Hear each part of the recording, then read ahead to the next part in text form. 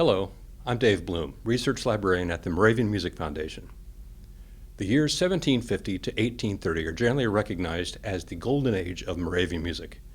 During this time, the music the Moravians collected, composed, and copied were generally based on European models, mostly German. But in the early 19th century, in Moravian schools, we see them collecting and copying more and more American and English language music. This month's Lunchtime lecture is based on a talk I gave for the 2020 Ronalda Conference, Becoming American, Moravians and Their Neighbors, 1772 to 1822. The Moravian Music Foundation is honored to hold copies of several important first editions. Since 2020 marks the 250th anniversary of the birth of Ludwig van Beethoven, special attention has been given to the music of Beethoven held in our collections. The Foundation holds as many as 5 first editions of Beethoven's music.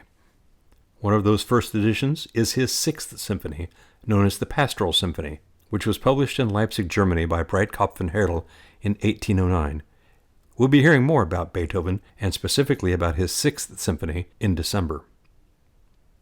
Another first edition, stored just a few feet away in another box in the vault, is the Star-Spangled Banner, with its infamous typo, a patriotic song. Published in 1814, it is one of a handful of known copies of the first edition known to exist. What is more German than a symphony of the iconic Beethoven? What is more American than the Star-Spangled Banner? It is with these 2 first editions, representing the German-speaking portion of Europe from which the Moravians came, and the new land to which they came, which would become the United States of America, that we will examine the Americanization of Moravian music through the contents of the manuscript books in Salem, North Carolina. Since the days of the ancient Unitas Fratrum, education has been valued. Jan Amos Comenius, remembered in the Moravian Church as one of the last bishops of the ancient unity, is known by most people for his pioneering works in education. The renewed Moravian Church of the 18th century established schools across Europe and brought their educational system to America. That educational system always included music, as Harry Hall wrote. Although the religious motive would no doubt have assured some type of music instruction in Moravian schools, there was yet another reason, one quite distinctive at the time, for giving attention to such instruction as an educational discipline. The Moravians readily perceived music as an effective force for stimulating, developing, and refining aesthetic sensibilities. This attitude stemmed from the Brethren's broad concept of education. Educational principles and practices, as well as the tenets of doctrine, reflected a notable degree of liberal thought. Curricular offerings provided a variety of experiences for the fullest development of individuals, spiritually, intellectually, and physically. Christian Ignatius Latrobe, the English Moravian cleric, composer, music collector, and editor, along with his brothers Benjamin and John Frederick, were the products of German Moravian schools. Christian wrote concerning musical education that all that learned this science in their schools are taught to consider the practice of whether vocal or instrumental as leading to the same great point, namely, in the service of the Lord and the promotion of His glory on earth. Schools in the young settlement of Salem were founded in 1771 for the boys, and the following year for the girls. They were modeled on the schools in Bethlehem, Nazareth, and Lidditz, which were in turn modeled after the European Moravian schools. In fact, some of the faculty in the early years were sent from Pennsylvania, and the courses often mirrored the schools in Pennsylvania. Among the various disciplines of knowledge, pupils received instruction in English reading, writing, arithmetic, English grammar, geography, ancient and modern history, music on the piano, singing, drawing, painting, common sewing techniques, embroidery, and timbre work. Moravian schools in America originally were intended for the children of the Moravian settlements and for the children of the missionaries out in the field. These schools soon gained a reputation not only for the level of education, but also for the care of the students, so families across the colonies sent their children to Moravian schools. The degree to which Moravians influenced musical life in early America has yet to be studied in depth, but it is likely that students from non-Moravian families attending Moravian schools and then going back into their social circles took with them a lasting influence. In one example of how students returned home not only with what they learned formally, but also with tokens of their religious and musical experiences, is relayed in an 1818 Synod report from Salem Girls' School Inspector Abraham Steiner. Their pocket money is also under the supervision of their supervisors. With consultation with their supervisors, the pupils are free to dispose of their funds by buying fruit, baked goods, and other snacks, or by contributing to the funds for missions or other needs, or purchasing necessary pieces of clothing or a book. In this way, many have indeed bought a Moravian hymn book as well as a chorale book, if they were able to get one. After taking these home with them, the students have thereby spread the books throughout the country. We are pleased to hear the testimonies about enjoying the edification and blessings that have come from the use of these song and chorale books, here in this state, and especially in Tennessee, proving it is a work done for the Lord. Furthermore, it is also intriguing to learn of the openness of Moravian communities, at least within the schools, to musical influences from America. Janine Ingram wrote, Moravians are generally acknowledged to have contributed substantially to America's musical growth in the area of sacred music, and to a lesser degree in that of chamber music. Yet they are most often characterized as perpetrators of German music traditions in the New World, and their very real contribution to American music, that of reflecting the musical values and preferences of this young country, has been relatively unexplored. We have been learning how widely the Moravians were aware of musical trends in Europe, but we are noticing similar trends of familiarity and incorporation of American and other English language music in American Moravian schools. Pauline Fox has written that, among the decades following the end of the 18th century, the musical repertoire of many Moravian pastors, teachers, and students associated with the Pennsylvania boarding schools were drawn both from the base of German heritage and the wealth of materials newly available from American publishers. Given the Zinzendorfian principle of investing all available resources toward a greater purpose, appropriation by the Moravians of readily accessible Anglo-American materials should also not be unexpected. Although music publishing was springing up throughout the colonies, it was still an expensive commodity. Copyright laws in America were in their infancy, and the laws as such were largely ignored. Furthermore, the very act of copying music seems to have been an integral part of musical pedagogy. Again, Pauline Fox explains, the Moravian educators considered the practice of copying music to be a legitimate and most worthwhile method of instruction, and if done well, perhaps a source of cash income. In this time period, American copyright laws were neither detailed nor enforced, and the reproduction of handwritten copies from a single printed source appears to have been an accepted practice among the general American public as well as among the Moravians. In her book about the history of the Salem Girls' School, Less Time for Meddling, Frances Griffin wrote, the girls taking piano lessons, and there appeared to have been quite a number of them, did not lack for a variety in sheet music. From their earliest years, the town of Salem had maintained an excellent music library, and undoubtedly the boarding school followed the tradition by constantly adding to its own store. Knowing the frugality of early Moravians, though, we imagine that when the school acquired new printed music, it ordered only one copy of each piece, and then assigned some teacher or older girl to the tedious task of making additional copies by hand. Now, I don't know what library in Salem Griffin was referring to. She may have meant the library of the girls' school, but some girls had their own printed music. For example, here we see Henrietta Schober's copy of Polyhymnia, a collection of settings of various composers of English Moravian author James Montgomery.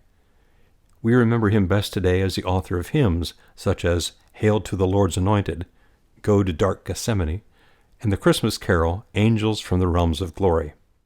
This collection was edited by English Moravian Christian Frederick Hasse of Fulneck. The inscription shows that Henrietta had this copy, which was published just a year earlier, when she was 10 years old. Before presenting analyses of the contents of the Salem Manuscript books, attention to the commonplace book of Johann Friedrich Pater would be beneficial for context. Pater was born in Holland in 1746. After growing up through the Moravian education system in schools in Holland and Germany, Peter entered the Moravian Seminary in Barbie, Germany in September of 1765. During this time, he suffered a long bout with malaria. During the long recovery, he copied music. The foundation holds a number of full-score manuscripts in several collections in both the North and the South. Among his many scores are the only surviving copies of works by members of the Bach family. Now, we're also planning a video soon about the music of the Bach family in Moravian collections, so watch for that in the future. Johann and his brother Simon arrived in America in 1770 and became teachers at Nazareth Hall in Pennsylvania.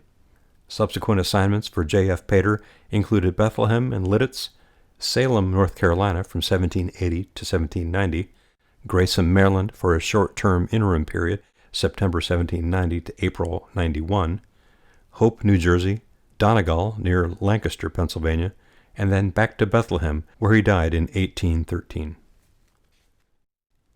Pater's commonplace book may be best described as a musical miscellany. While the volume consists primarily of sacred vocal compositions, a number of secular songs and keyboard compositions are included. 62 composers are represented, 25 of them by more than one composition. 4 were clearly favored by Pater: John Gambold, Ignaz Pleyel, Johann Abraham Peter Schultz, and James Hook. It is likely that Pater copied from printed sources. Ingram noticed a number of titles had exact wording as published scores she was able to identify. It also appears that Pater copied works from another student's copybooks. The remnant of Pater's commonplace book is held at the Moravian Music Foundation's Winston-Salem vault, but we're not sure how it came into the collection in Winston-Salem. Pater's tenure in Salem was from 1780 to 1790, and the earliest dated music in his commonplace book is dated from 1800, the Ode on the Death of General Washington, which we know was performed in Bethlehem in January 1800 after Washington's death in mid-December. Pauline Fox has written that Peter's hand is evident in a copybook of a Lidditz manuscript book, which includes contemporary American patriotic songs as well as the typical sacred songs in either German or English. However, the cataloger noted that Pater copied songs 1 through 44. The first 5 songs are in English. The patriotic songs were first published in Philadelphia, Boston, or New York in or soon after 1798, indicating rapid transmission to Bethlehem. Among the patriotic titles found here, which appear in Pater's commonplace book, is Atoms and Liberty, which is based on the tune which eventually became our national anthem. Another example of how Pater appears to be the transmission vehicle of keyboard works in both Salem and Bethlehem is the existence of Johann August Just's Six Divertissements in the Salem Manuscript Book Collection. The work, published in Holland in 1781, also appears in Marcus Fetter's manuscript book around the early 1790s. The Six Divertissements, however, are not found in Ingram's listing of the works in the remnant of Pater's commonplace book. Could these have been in the first 90-some pages which are now missing? The earliest dates in the remaining pages point to the year 1800. Some months ago, I was editing bibliographic records in the Salem Manuscript Book Collection at the Moravian Music Foundation as part of our efforts to bring the catalog online. The Salem Manuscript Book Collection consists of 87 books in which students hand-copied music for study. I originally assumed that many of these students were enrolled in the Salem Female Academy, a precursor to the present-day Salem Academy and Salem College, but there are also books which are by other musicians, including some boys. A large percentage of these manuscript books include keyboard music or songs with keyboard accompaniment, but others include music for guitar and harp. Not all of these books have names of the students. Not all the books which supply names include dates. I had to do a little digging to verify the owners of these books and to supply birth and death dates to add to the bibliographic records. As I worked my way through the manuscript books, cataloging each piece contained therein, it seemed that more English language and secular music began appearing over time. My hypothesis? As time progressed, an increasingly higher percentage of English language and secular music is represented in the manuscript books. Now, I must share that I have not completed the cataloging work on this collection. The Combined Cat project has undergone shifting priorities which required my attention to other collections during our cataloging efforts. I have only edited the records of 32 of the 87 manuscript books. However, combining the contents of these 32 manuscript books with the contents of the remnant of Pater's Commonplace book, we have just over 1,230 pieces of music. Since I have been unable to identify the copyist and unable to otherwise date some of the manuscript books, I must withdraw several books from consideration in some of my analyses, but there are still enough records to quantify some trends over time. Also, given that a large number of pieces of music are purely instrumental and more difficult to date, I will focus mainly on the songs with texts and analyze them according to language, German or English, and to the range of publication dates of known printed or published scores. I will assume that copies were made from a printed published source. Ingram acknowledged that students likely copied from printed sources. She wrote, "An excellent indication of the musical values and preferences of the Moravians may be found in the contents of music copybooks prepared by them. This custom of copying music for one's personal use was practiced by both students in the Moravian schools and individuals in various communities throughout the late 18th and early 19th centuries. At least 87 such copybooks are present in the archives of the Moravian Music Foundation in Winston-Salem, where they stand as a testimony to the American Moravians' insatiable appetite for music of all types." Another instance of student-owned printed music is shared in Frances Griffin's account of the history of the Salem Academy and College, where she writes, "In the account books for 1808, for example, Nancy Pannell of Pittsylvania County, Virginia, was charged for the following pieces of music: God Save Great Washington, Ditto with variations, The Cottage in the Moor, The Soldier's Return, When Pensive I Thought, Anna Fare Thee Well, and Andantino, Primo and Secundo." Here we see the cover and opening pages of Susanna Lengard's manuscript book, in which she appears to copy musical instructions from a printed source. The contents of the manuscript book of Christian Friedrich Schaff, 1759 to 1841, were especially intriguing in the amount of overlap with Pater's Commonplace book. Together, the works by Moravian composers in these manuscript books have 96 entries, out of which 25 appear to be the same piece, 50 out of the 96. 22 are by John Gambold, 2 by Johannes Herbst, and 1 by Johannes Schaff, a relative of Christian's? However, trying to figure out any relationship between Schaff and Pater is problematic.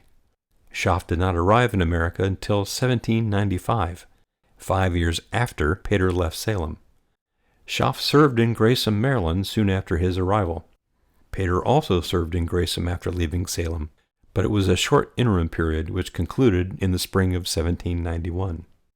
Pater spent most of the rest of his life from 1793 to 1813 in Bethlehem. We know that Schaff was in Bethlehem before being called to Salem as an assistant pastor in 1819. When was Schaff's manuscript book copied? We don't know. Was there any connection with Johann Friedrich Pater which might account for the similar repertoire? Or were there other means of transmission at work? Again, we don't know. It is quite possible that there was never any contact between the two, and that the similarities in the contents of their manuscript books points back to their seminary education in Germany. They studied at the same seminary and perhaps had the same teachers, and likely drew from the same core collections. The only English language piece in Schaff's manuscript book is John Ante's "This Repeat in Tones Harmonious." This is not necessarily an indication of copying here in America. A copy of the song is found in the archives in Herrnhut in a collection copied by Karl Gotthold Reichel, who served in America before moving to Germany. The data do not support my hypothesis that, as time went by, the Salem Manuscript Book collection would reveal an increasing number of English-language pieces. Schaff's manuscript book might indicate my hypothesis had merit, displaying only 1.75 English language versus 98.25% in German. However, as I mentioned earlier, we don't know when his manuscript book was copied. It's possible he started compiling his manuscript book while still in Germany. Susanna Landgaard may also have been a good omen that my hypothesis had merit. Her pieces represent only over 19% English language content.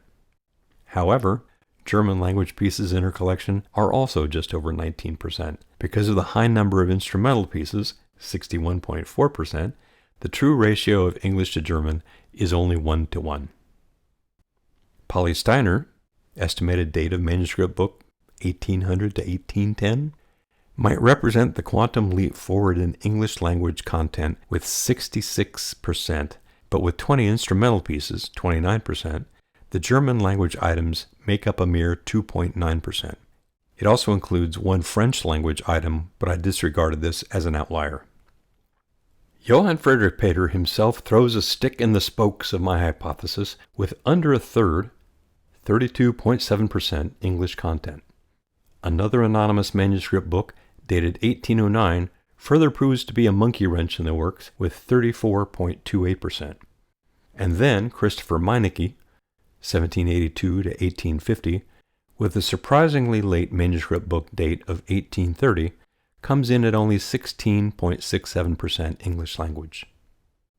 After another slicing and dicing of data, I do feel somewhat justified. I analyzed the data on Moravian composers represented in the manuscript books and the Pater Commonplace book. The greatest number of pieces by Moravian church composers appear in the earliest manuscript books examined so far, those of Christian Friedrich Schaff, J.F. Pater, and Susanna Landgaard, with percentage contents by Moravian composers of 80.7%, 18.79%, and 17.54% respectively. Since Schaff was also a minister, this may account for the exceedingly high percentage. In the years that followed, you can count on one hand the number of Moravian composers represented in manuscript books, and the percentages dip to single digits.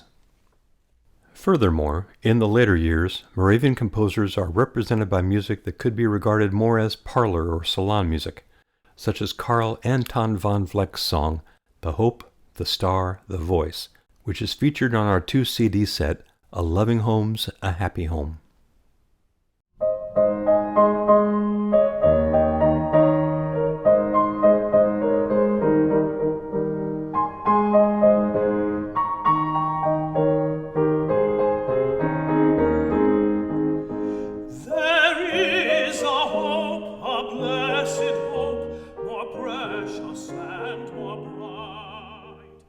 In the Salem manuscript books, you'll find a wide variety of international influences. There were, of course, many German, Bohemian, and Italian composers whose names we're used to seeing in Moravian collections: Johann Abraham Peter Schultz, Ignaz Pleyel, Muzio Clementi, Rolla, Mozart, Haydn, and others.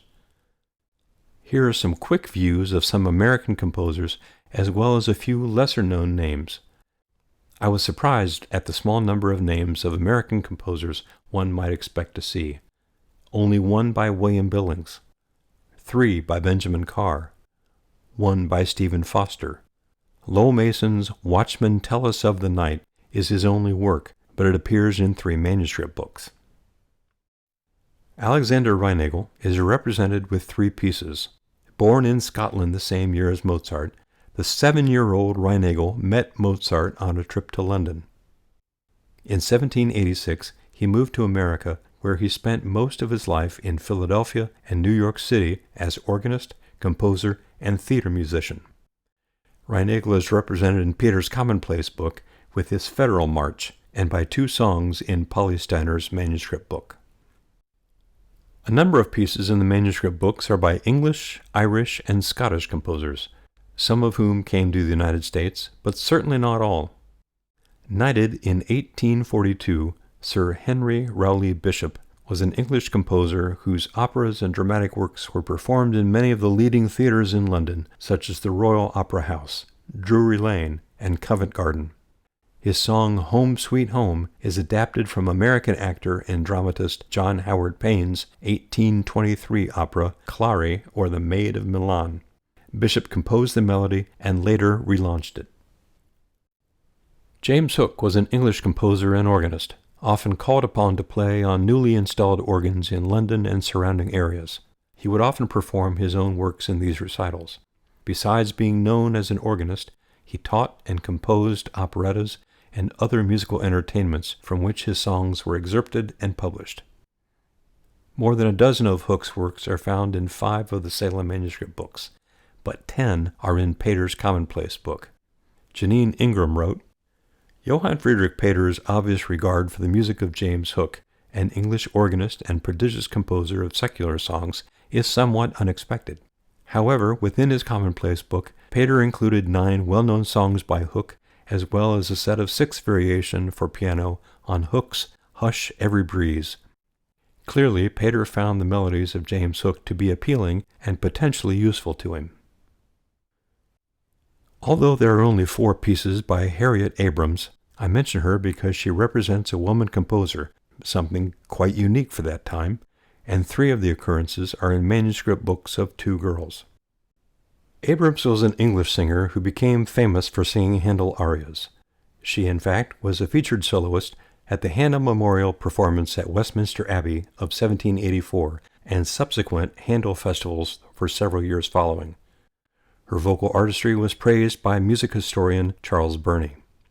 Her sisters were also singers and were later accompanied by Joseph Haydn on one of his tours to England in the 1790s.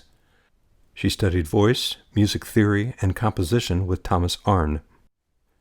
Her 2 most famous songs, Orphan's Prayer and Crazy Jane, are both represented in Polly Steiner's and Malvina Zeveli's manuscript books, as well as Pater's Commonplace book. Since I began this talk mentioning Beethoven, I thought it would be worthwhile to review works attributed to him which are found in the Salem manuscript books. I stress the word attributed because there are some spurious attributions here. 23 entries in a dozen manuscript books have works attributed to Beethoven. Most of these books were definitely or assumed to be copied in the 1830s. James Hewitt, a direct contemporary of Beethoven's, is represented with 5 pieces, one of them, Hail, Liberty, Supreme Delight, in Pater's Commonplace book.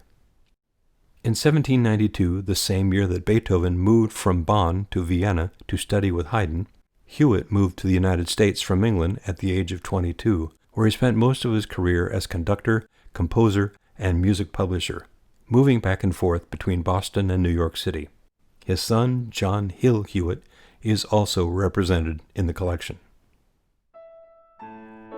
Although the Salem manuscript books have not yet been fully cataloged, the collection and related collections beckon further study.